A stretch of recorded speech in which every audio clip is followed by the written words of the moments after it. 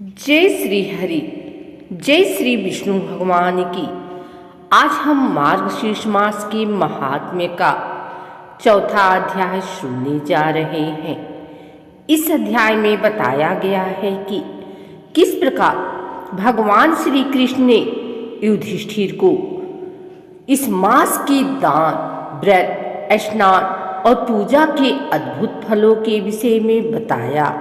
जो भक्त इस कथा को श्रद्धा से सुनता है, उसके जीवन से पाप, दुख और दरिद्रता मिट जाती है और उसके घर में लक्ष्मी जी का अस्थायी वास होता है।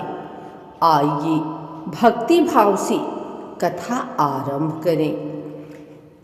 एक बार हस्तिनापुर में धर्मराज युधिष्ठिर ने भगवान श्री कृष्ण से विनम्रता पूर्वक कहा, हे माधव, हे जगत के पालनहार, आपने मुझे मार्गशीर्ष मास के प्रारंभिक 3 अध्यायों में इस मास के महात्म्य का विस्तार से वर्णन किया। अब कृपा कर यह बताइए कि इस पवित्र मास में कौन कौन से कार्य सबसे श्रेष्ठ हैं, कौन से कर्म निषिद्ध हैं और किन से मनुष्य को अच्छे पुण्य प्राप्त होता है। भगवान श्री कृष्ण मुस्कुराकर बोले, हे धर्मराज, तुम अत्यंत सौभाग्यशाली हो जो मेरे इस प्रिय मार्गशीर्ष मास के रहस्यों को जानना चाहते हो। यह मास समस्त महीनों का राजा है। जैसे मैं देवताओं में विष्णु हूँ, वैसे ही महीनों में मार्गशीर्ष मास सर्वश्रेष्ठ है। भगवान बोले, हे युधिष्ठिर, मार्गशीर्ष मास में जो व्यक्ति ब्रह्म मुहूर्त में उठकर स्नान करता है, ओम नमो नारायणाय मंत्र का जाप करते हुए तुलसी पत्र से भगवान विष्णु का पूजन करता है, वह करोड़ों जन्मों के पापों से मुक्त हो जाता है। प्रातः काल स्नान के बाद विष्णु सहस्त्र नाम का पाठ, गीता का श्रवण, दीपदान और ब्राह्मणों को अन्नदान, ये इस मास के प्रमुख कर्म हैं। जो व्यक्ति इस माह में एक समय फलाहार करके व्रत रखता है, उसके पूर्वज पितृलोक से मुक्ति पाते हैं। भगवान श्री कृष्ण ने आगे कहा, इस मास में किया गया दान अनंत गुना बढ़कर फल देता है। जो व्यक्ति मार्गशीर्ष के किसी भी दिन भूखे को अन्न देता है, वह ऐसा पुण्य कमाता है जैसे हजारों यज्ञ करने से भी नहीं मिलता। जो दीपदान करता है, उसके घर से अंधकार मिट जाता है। जो वस्त्र दान करता है, वह सदा सुखी रहता है। और जो ब्राह्मण या साधु को अन्नदान करता है, उसे स्वयं भगवान नारायण का आशीर्वाद प्राप्त होता है।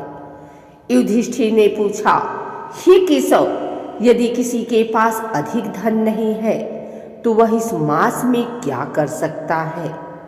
भगवान बोले, धर्मराज, जो गरीब है वह केवल एक तुलसी पत्र या एक दीपक भी मेरे नाम से चढ़ा दे तो मैं उससे प्रसन्न हो जाता हूँ, क्योंकि इस मास में भावना ही सबसे महत्वपूर्ण है, वस्तु नहीं।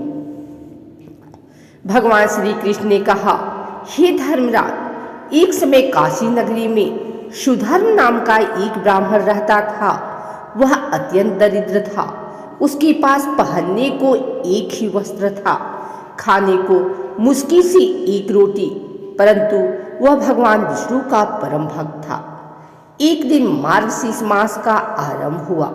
सुधर्म ने सुना कि इस मास में जो भी दीपदान करता है, वह विष्णु लोक को प्राप्त होता है।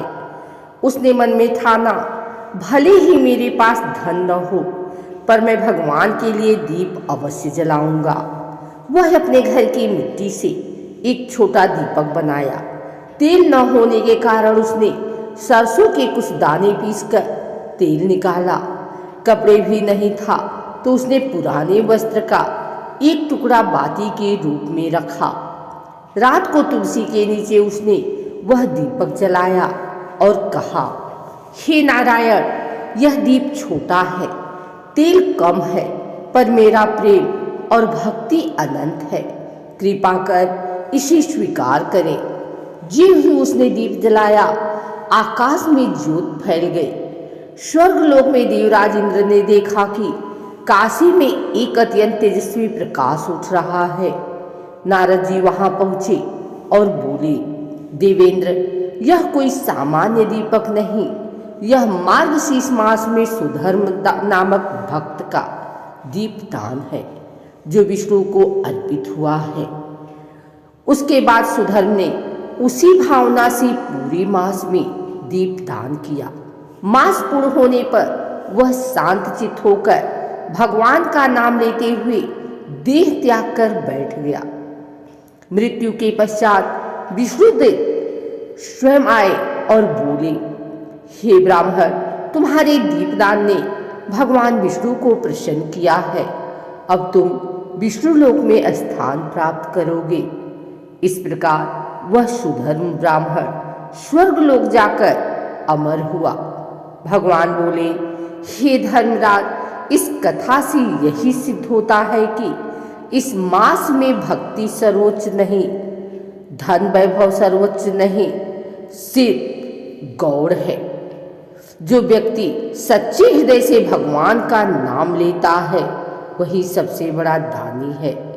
मार्गशीर्ष मास में जो मनुष्य प्रतिदिन तुलसी के समीप दीपक जलाता है, वह विष्णु लोक का अधिकारी बनता है। जो गंगा या किसी तीर्थ में स्नान करता है, उसे असीम पुण्य मिलता है। जो व्यक्ति इस मास में अपने माता पिता, गुरु या अतिथि की सेवा करता है, वह इस लोक और परलोक दोनों में सुखी रहता है। भगवान बोले, हे युधिष्ठिर, मार्गशीर्ष मास में ओम नमो भगवते वासुदेवाय मंत्र का जाप करने से मनुष्य के सब भय नष्ट हो जाते हैं। जो इस मास में प्रतिदिन भगवान विष्णु का सहस्त्र नाम पाठ करता है, उसके घर में अन्न, धन, संतति और शांति का वास होता है। यह मास केवल बाहरी पूजा का नहीं, बल्कि आंतरिक शुद्धि का भी है। मन, वचन और कर्म से पवित्र होकर जो व्यक्ति जीवन जीता है, वही सच्चे अर्थों में भगवान विष्णु का भक्त कहलाता है।